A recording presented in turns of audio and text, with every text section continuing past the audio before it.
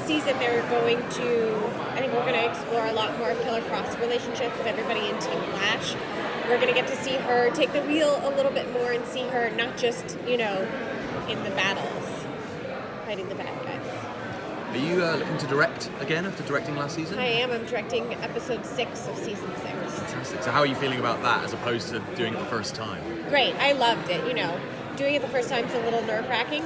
Directing such a specific thing until you don't have a lot of opportunities to practice, and I loved it. I had a great time, and I learned a lot. I'm excited to do it again.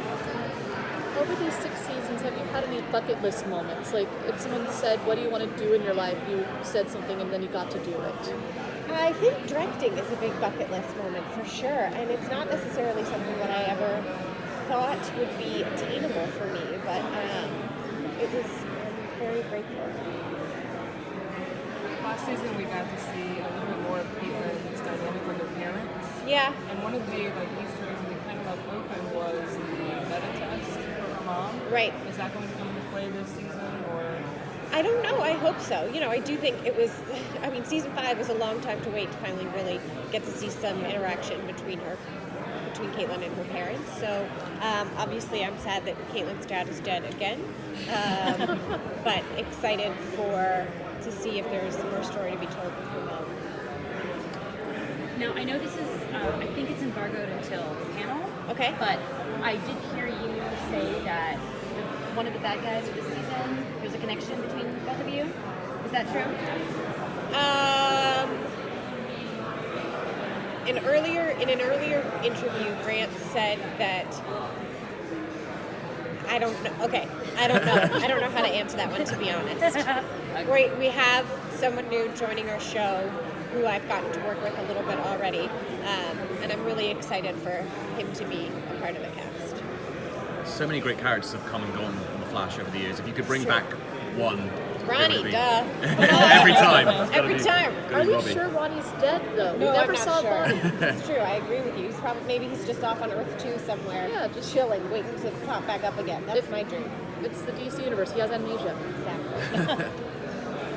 One of the fun new things this season is the new Killer Frost Suit. Yeah. So what can you tell us when you saw the viewers' reaction to seeing it for the first time? So we've actually been working on that suit for about a year. It was intended to be a part of season 5, but there wasn't time in the story to really properly introduce it. So obviously we saw the tease at the end of season 5, and we'll really get to see it in the first episode of season 6. I love this suit. I think it's my favorite one we've ever built. There's a lot of elements that I'm a big fan of, including some stuff that was really lifted directly from the comic books, which I love. I love getting to pay homage to that kind of stuff. You had a really beautiful scene with Carlos at the end of the season. We had a lot of really beautiful scenes all this your season, seasons, quite frankly. All of your seasons. So, what will your friendship look like in season 6 now that he's vibeless and you're Killer Frost?